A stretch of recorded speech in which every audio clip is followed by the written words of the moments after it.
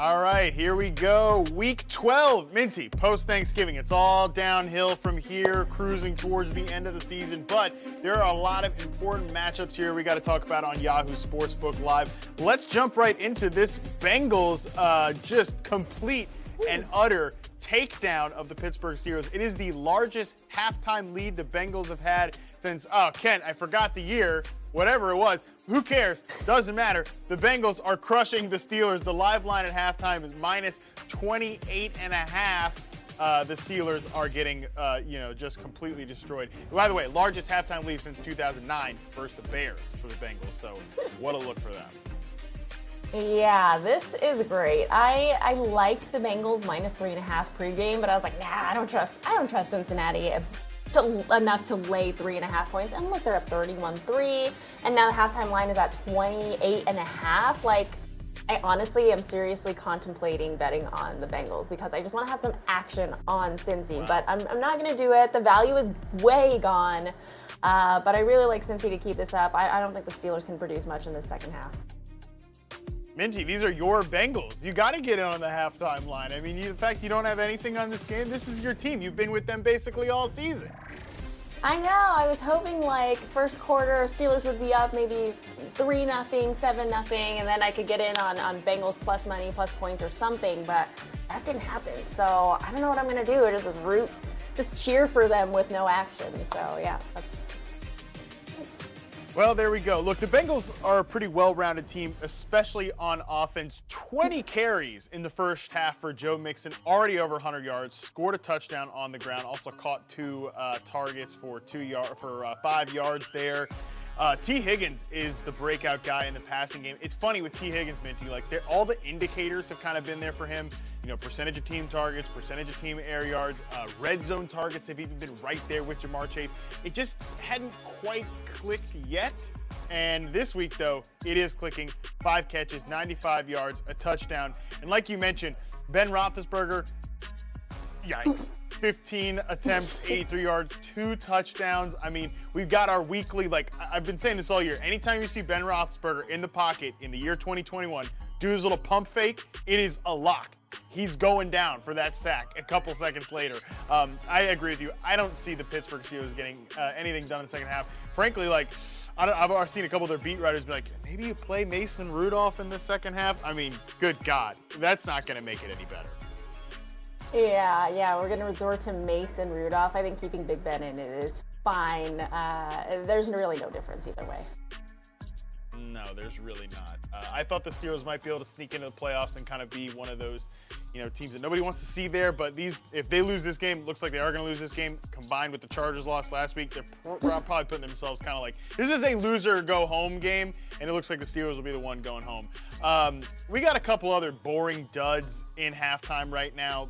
We got Houston minus 3.5, 14-11 over the Jets. Who cares about that game?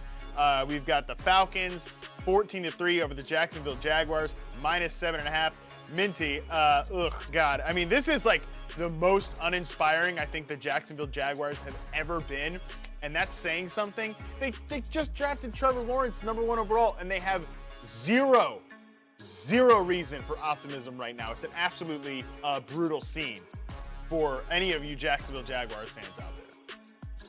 Yeah, I'm going to be honest with you. I didn't even look at the Jets-Texans game or the Falcons-Jags game at all. So I just wasn't going to waste my time talking about it. Sorry. No, and we don't have to waste much time either. The one thing I will say is it continues to be an awful look that Zach Wilson is easily the least effective quarterback for the New York Jets. I mean, it's like, just reset this bad boy until it goes into the offseason. It's a tough scene overall there. Let's talk about a rather interesting game. I want to wait for we do have the Bucs Falcons, the Bucs Colts a little close to halftime. But before we go to that game, let's quickly hit on. Let's just let that actually get to halftime before we talk about that one. Let's talk Giants Eagles. We can hit on this one real quick too. Eagles 3-0 over the New York Giants. Giants 3-0 over the Eagles. Philly -1.5. How you feeling about this game, if you feel any way at all, Minty? The Eagles had been kind of on a roll coming to this game. There was even some whispers about whether they might make some noise in the NFC playoff picture, but the Giants, obviously a lot of turnover there. There are rumors that Dave Gettleman's going to be out of a job by the offseason. They already fired Jason Garrett. Who could have seen that coming? Who could have seen Jason Garrett wouldn't be a good offensive play caller in 2020, 2021? Give me a friggin' break with that hire there overall. Anything on this game at all before we talk about some more interesting matchups? I have no feelings. The NFC East is just always a crapshoot.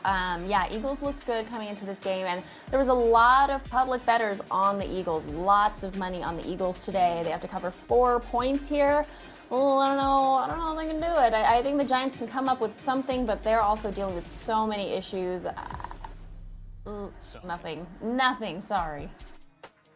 I feel like I would take the Eagles -1.5. I just have more faith in them as a team. Jalen Hurts, very costly turnover there to end the half. That was a bad, no situational awareness for Jalen Hurts on that one, but still feel better about them overall. I like their run first identity. If they can get back more to that, I think this is a pretty solid spot for them to at least cover the halftime line, -1.5. I think they can get there.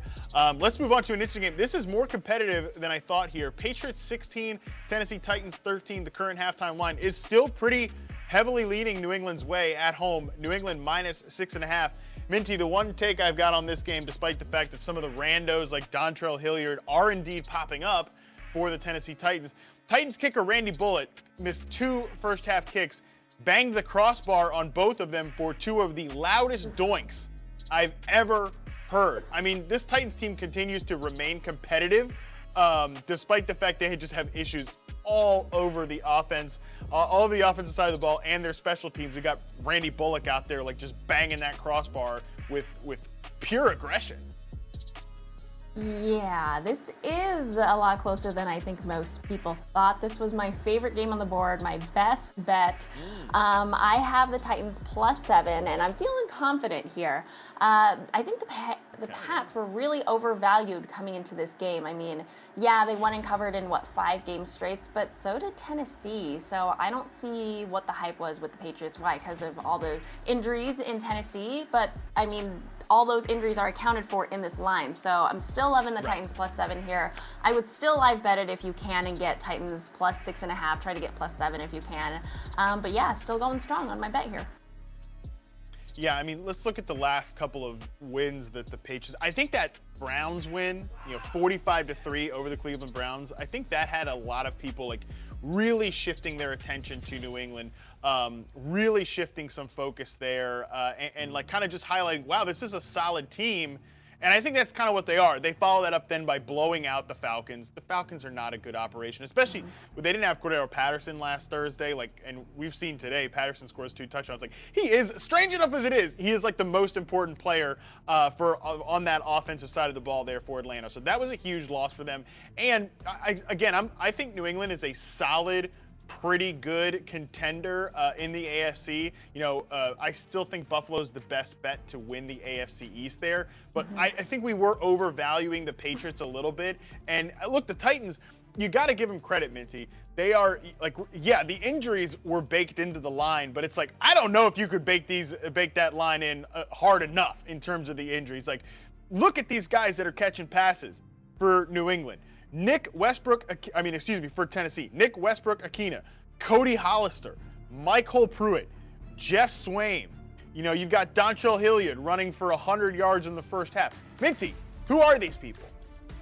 I know. I'm wait a minute. Hollister sounds familiar from the Seahawks, and it's crazy, but that's Jacob Hollister. Minty, that's not even the right Jacob Hollister. My bad. Are they brothers? I don't know. Cousins? Yeah, you're right. That's Jacob Hollister. Yeah. So good for them. Okay, good for them for coming up when we really need them. Yes, absolutely. Good for them. Good for them. All right, let's move into a game. We've been waiting for it to get to halftime. We're pretty much here. Basically, Colts just scored against the Bucs, 24-14. The Colts are beating the Bucs. The current line right before halftime is Colts -5.5 is what I'm seeing now. Kent, correct me if I'm wrong on that. But wow, really interesting here. You called it, Minty, that this was a trap game? You thought that was the call going into it? Looks like you have been completely right so far. Wow, thank you. Yeah, this was my trap game of the week. I mean, why were the Bucs only favored by 2.5, 3 points if they are clearly the better team on both sides of the ball? They have the best run defense, a high-powered offense. So why were they only 3-point favorites? You always have to look at this like if the line is too good to be true, you kind of have to look to the other team here, and that's what I did. I got Colts +3, bet them on the money line, also bet Titans on the money line too in that past game. But yeah, loving it so far, but I'm just so scared they're just gonna lose that lead, and you give Tom Brady the ball with 5 minutes left, he can put up 2-3 scores, honestly. So I'm a little nervous entering the second half here. Yeah, definitely. Still, though, I mean, this has been a convincing first half for the Colts. And most of it, actually almost none of it, is thanks to Jonathan Taylor. You know, the superstar running back who scores 5 touchdowns last week was basically the engine for the team against the Buffalo Bills in that upset last week. This week, it's mostly been on the back of the defense. They got a pick off Brady in the first half. They also recovered a fumble from Chris Godwin in the first half. And then you look at it's all Carson Wentz offense-wise, 131.4 passer rating, 3 touchdowns on 24 attempts, got a 62-yard touchdown to Ashton Doolin in the first half. Jack Doyle also caught the touchdown, and T.Y. Hilton, the old guys for the Colts there, looking pretty good. So I don't know, Minty. I feel like the Colts are just a pretty well-rounded team. Like, don't get me wrong. The Wentz factor always has me a little freaked out. Like, you talk about Tom Brady being like, you know, absolutely as clutch as it gets in like those late game situations. You know, you can bank on Brady. I feel pretty good banking on, Carson Wentz to screw it up at some point. But so far, so good playing in a positive game script here against the Tampa Bay Buccaneers. Yeah, absolutely. You can count on Carson Wentz to slip up a little. I think one mistake will kind of snowball, so hopefully he takes care of the ball. Looking at this live line now, I think it is at, I believe Kent told us it is now indeed minus 5.5. There we go, 5.5. I would actually take the Bucs here plus the points. I think they can keep it kind of close, like you just said. You can count on Tom Brady late in the game. Who knows? And maybe I can middle this, but if I were you, I would take the Bucs plus the points here. Yeah, there you go. I like it a lot. Yeah, but I think the Colts are they're a pretty well-rounded team. And as long as they're playing in positive game script, you know, what I don't want to see, and I thought this might have happened coming into this game, was like, you know, Carson Wentz trying to keep pace with Tom Brady. Luckily, the Colts with that early lead, that's going to be crucial, I think, to keep Wentz, like, relatively mistake-free. You know, there's always good for some kind of mind-boggling moment, but there is that there. All right, last game to touch on here before we move to the games that are coming up and some of the player props. We've got Miami and Carolina. Dolphins 21, Panthers 10.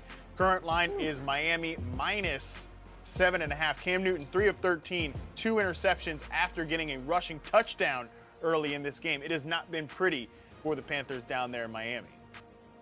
Looking rough. I think this one kind of had a pre-game trap potential because the Panthers giving 1.5 points with Cam back and Christian McCaffrey back in the mix. I mean, you would think that things would be looking good, but I don't really care for this game. I thought they would have done something against Washington last week, but they continue to disappoint again. I really like how the Dolphins look right now. I wouldn't touch this game. I wouldn't even take plus 7.5 with the Panthers here because they could just get blown out from here on out. Yeah, this is sort of like when we saw the Miami Dolphins go against Lamar Jackson, the Baltimore Ravens on Thursday night. Like, once they were able to build that early lead, you know, and not being able to drive the ball downfield, it's like they can just send extra blitzers. They can send those extra pass rushers against Cam Newton. And, like, if the Panthers don't have blitz beaters, you know, ready to rock in their playbook, that's going to be a problem. So I think I agree with you. I would stay away from this game. I could see a scenario where Carolina maybe comes back and makes this a little interesting in the second half. But, you know, Miami also just an underrated team, I think. I think they have put kind of their early season struggles behind them. They were not as bad as their record indicated. As long as they've got Tua in there and like the defense is actually playing opportunistic ball, they're being aggressive with their blitz packages up front, I think this can be a competitive team down the stretch. You know, they're probably not going to go to the playoffs, anything like that, but I think they can be kind of a spoiler team the rest of the way. Yeah, absolutely. This is how they should have looked early on in the season. It is a little too late, but I guess better late than never, right? Yes, better late than never. That is definitely true. All right, let's look ahead here. Let's start with Chargers -2.5 at Denver. A pretty interesting line there. Obviously, Denver home dogs here to the LA Chargers, who are coming off a huge win against the Pittsburgh Steelers last week. Justin Herbert, Minty, breaking records in terms of the rushing and passing yards he put up together. He looked unbelievable. Are you buying into that offensive performance going into a matchup with the Denver team that is still, I would say, lost at sea at best? Yeah, I kind of am. I mean, this one's super hard to call because the Chargers have the talent and skill, and the Broncos have won 2 out of their last 3 games, but those were against NFC East teams, so I really don't know what to make of this. I really like the Chargers here. They are certainly the better team, but they just, I don't know, 2.5 points. I feel like that's too short for a team this good, so I'm staying away from this one, but my lean would be on the Chargers. My lean would be on the Chargers, too. Look, I think that I've still got some issues with how the offense is being called. I still don't love the fact that Justin Herbert's average depth of throw is so low, you know, down there with guys he should not be in, given the arm that he has. But I do think they've called much better first down plays. I think some of these low A-dot throws have been going into open space more. I mean, you saw Austin Eckler just absolutely wrecking shop in the open field last week. Keenan Allen is on fire, 11, 13, and 11, 11, 13, 11, and 13 in terms of his targets over the last 4 games, like just on a steady pace there. So I'm buying the Chargers offense right now, and their defense, look, we know they're never going to be a good run defense, but I think from a passing game perspective, they could probably stifle out Teddy Bridgewater and the boys there. Let's talk about Rams -2 at Green Bay. I think it's interesting that the Rams are a favorite going into Green Bay. I know Aaron Rodgers not fully healthy. It sounds like Aaron Jones might play. I don't know how much that really moves the needle, if at all. I think A.J. Dillon's a capable enough starting back. But, you know, Aaron Rodgers obviously not 100%. Matthew Stafford apparently not 100% either, Minty. He's got a bad back and he's got an elbow injury that I guess has been bothering him. So what's your lean on this game? I mean, what a great matchup this is if everyone was fully healthy. This is probably going to be the most watched game of the week. I liked the Rams at their opening line of +1. They opened as underdogs, but quickly moved as favorites with the whole Aaron Rodgers thing, Aaron Jones, Bakhtiari. Stafford's pretty comfortable playing at Lambeau, or comfortable, it shouldn't be the word, familiar playing at Lambeau. And yeah, although he has these chronic injuries, I don't think it should get to him. I think his team is the more healthier and complete team right now. And just coming off a bye, like a much needed bye, that's super important. So I really like the Rams to win this, but I can see this being a really, really close game. I have the Rams on the money line at -130. I don't think I would lay 2 points with them because the value's gone. But I just don't think I can bet on the Packers today. I just, too many injuries, too many questions and variables around that. I totally understand that. So many injuries, so many questions like you mentioned. I could see this game being not just close, I could also see it being pretty low scoring too. The over-under is 47. You could get the under at +110 right now. I could see this being a relatively low scoring game. You know, these are two teams that want to establish the run. Like, I know the Rams have kind of gotten away from it. I actually think they could. Like Darrell Henderson's carries ever since he hit 21 against the Giants have been going down each and every single week. I feel like the Rams could actually, you know, with some of their offensive line injuries, like that offensive line is built, not injuries, but just it's not played well, right? Like Stafford has been getting hit. There's been a lot of pressure on Stafford. The blitzes have been getting home. That's a smaller offensive line, you know, built to run those outside zone plays. I could see them kind of getting back to their running game. The Packers have no problem playing slow. They have no problem playing run heavy. You know, whether Aaron Jones is back there or not, I don't think it really matters. So I could see this game being, you know, 20-17 or something like that, being a relatively low scoring game. So getting the under at +110, I actually think is pretty interesting. I like that. I like that under plus money pick there, Matt. But yeah, this one's kind of a hard game to gauge. It is definitely a hard game to gauge. And you know I never feel great about talking about unders, but there we go. Manifesting some negative energy here after the holidays. All right, let's talk Vikings at 49ers, -3.5. On the flip side, I kind of like this one to go over the total of 49. I think the 49ers offense, 49 over under. We gotta love that synergy there. They're third in weighted defensive DVO or offensive DVOA. They have been playing really well lately, really efficient football on kind of low volume through the passing game. But, listen, that's what happens when you've got Brandon Ayuk fully integrated in the lineup. You got George Kittle back. Eli Mitchell sounds like he might play in this game. Deebo Samuel obviously is a superstar. So, Minty, I think this game, and obviously the Minnesota Vikings on the other side, they've forced some teams out of their shell because they've got offensive firepower and their defense has been very hit or miss this year. I could see this game being very interesting for fantasy, and just overall I could see it going over that 49 total. I can certainly see this game being interesting, but I don't have too much to say about it. I mean, the Niners offense looking great. They should have looked like this in the beginning of the season, but I can't help but think that things might fall apart very quickly this time around. So that's why I can't lay the points here. And with the Vikings, they're just a team that I can't bet on or against because they lose like really close games enough to like lose your bet, or win games they have no business in winning. So I like that you think it's a high-scoring game. I agree with you on that, but I just don't know who I like better in terms of side, Yeah, I'm with you. I don't like either side. Maybe if it was like just -3 for San Francisco, I'd feel a little bit better, but the 3.5 gives me some pause. So I feel like just going with the over, maybe a few player props there is probably the way to go. Speaking of player props, let's move into the two primetime games. Minty, we'll talk about my props in a minute. I'm 37-29 overall through 11 weeks. Ooh. 2-4 last week. A couple of close losses on a few of them. Feel pretty bad about that. But nevertheless, still feeling all right about the record, even if I'm not as hot as I was earlier in the year. But let's talk Browns at Ravens. Ravens -3 here.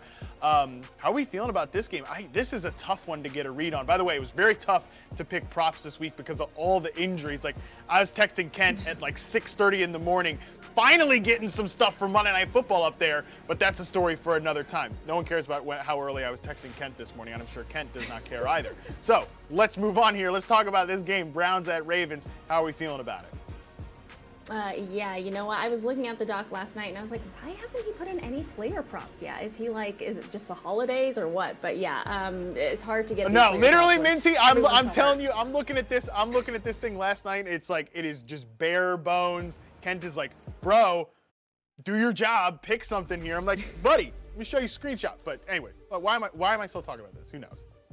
Save the show. All right, well, this game was a little hard to call, but I have to take the divisional dog here. The Browns +3.5 is what I got it at. I think it's 3 now.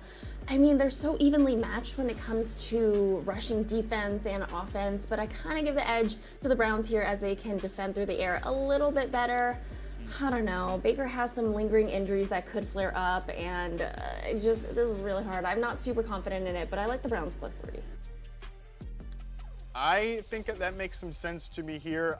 Kareem Hunt getting back off IR, I think, is a pretty big deal for the Cleveland Browns. By the way, speaking of more running back news, we just learned that Aaron Jones is active for this game in Green Bay. I think that just kind of reinforces my idea that this is going to be a low-scoring, run-heavy type of game. But focusing back on Cleveland, Baltimore, this game is a little tough to read. Like, I could see this game being rather high-scoring. I could see it being a little more low-scoring. But moving into some of the player props here, I do like Lamar Jackson over 237.5 passing yards. You mentioned that, Cleveland is a better pass defense than they are a rush defense, but nevertheless, I like the way Lamar matches up with their pass defense here, especially Hollywood Brown being active, I think is key. I think also Rashad Bateman showing before last week, look, nothing was going to happen with like Tyler Huntley in the passing game for Rashad Bateman, but Bateman's still a guy I want to be betting on.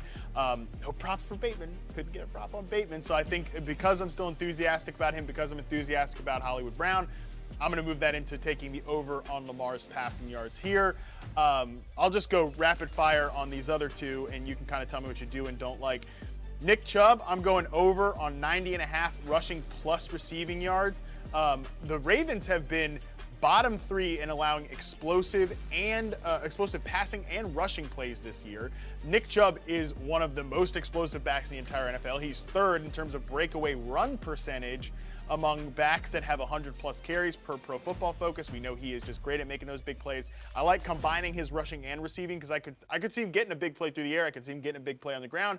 Give me both of them here. And lastly, Minty, get ready for this. I am taking my first under of the season. I am going Baker Mayfield under 1.5 passing touchdowns at -185. This is a shift. This is my first under. I have not taken one all year, but I do not want to be involved with the Browns passing offense right now.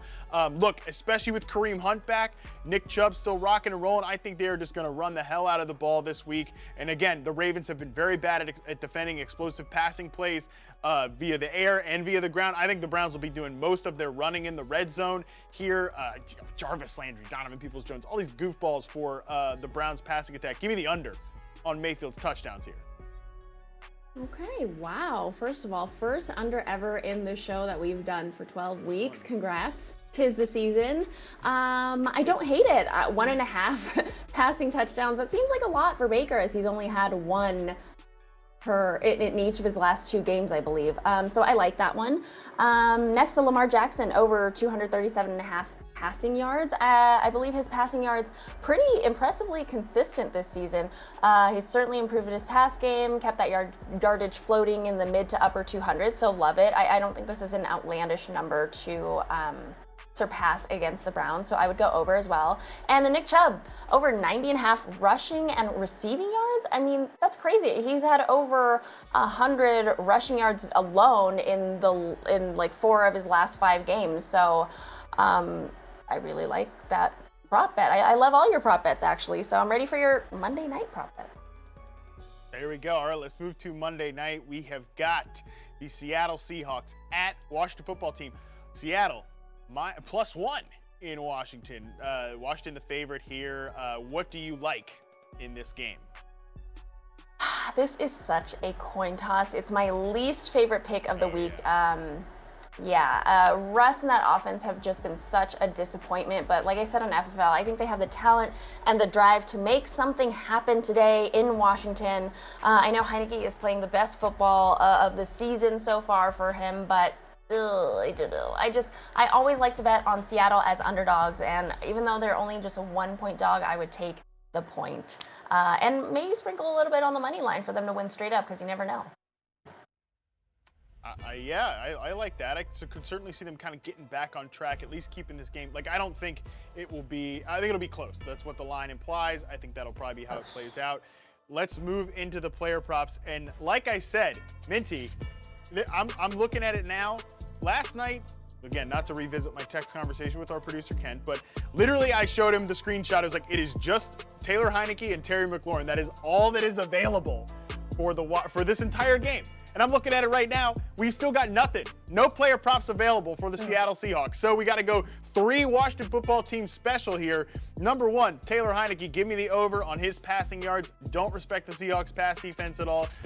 Don't really care about recent performances, anything like that. That's mostly just been the fact that offensive teams have not had to show much firepower against the Seattle Seahawks team. I think this could be a little bit more of a back and forth type of game, with Washington's pass defense on the other side maybe allowing Russ to get back on track. Giving the over on Taylor Heineke's passing yards. I could see him making a few big plays in this game. Yeah, why is this set so low? He's just been so consistent his last 4 games. And the Seahawks can't stop anyone. I really like this over, even though I do think it's going to be a very low scoring and ugly and close game, but I think it's set so low. I'm loving the over here. Yeah, I like the over on that one, and we will stack him with Terry McLaurin here. Give me the over on 64.5 receiving yards. He's the number 1 receiver. We all know that. He's been consistently getting air yard volume. I was actually kind of tempted to go with his longest reception, but it was rather high at 23.5. I could see him getting a big play like that this game, but just give me the over generally on his entire yardage total. Look, he is still the number 1 target on this team, even if Logan Thomas is back. Curtis Samuel might get back out there. So yeah, I still think I like Terry McLaurin here as the volume guy there for the Washington Football Team in the passing game. Yeah, that was a little tricky because I just talk about that Seattle defense and how they're bad, but I feel like 64.5 is kind of high, but I'll go with you on the over because you've been just on fire this season with these player props. There we go. All right, last one here. I'm doing kind of the coward's way out thing, Minty, as I've said it before. I'm taking the longest rushing yard here for Antonio Gibson, over 14.5. Look, if I think that the passing game is going to rule the day for the Washington football team, I can't really also be on the, and again, this is all I've got to pick from here is Washington player props. Thank you, BetMGM, for that one.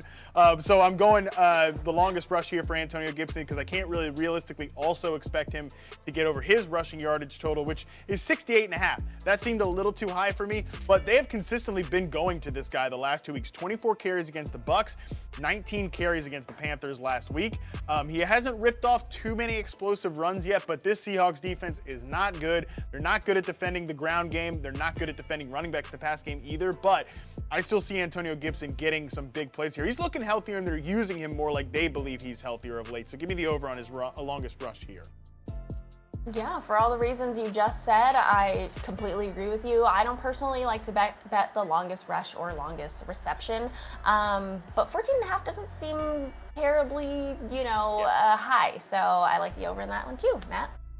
Yes, like I said, coward's way out. That's the way that I like to think of it. It's like I can't 68.5 for his rushing yardage total is just a little too high for me. That's a little too high, so I think you get a couple big plays here. That's kind of the logic. But Minty, that is going to do it for us. I appreciate you hanging out with me. This is going to be an interesting set of later games, much interesting so far than this early schedule.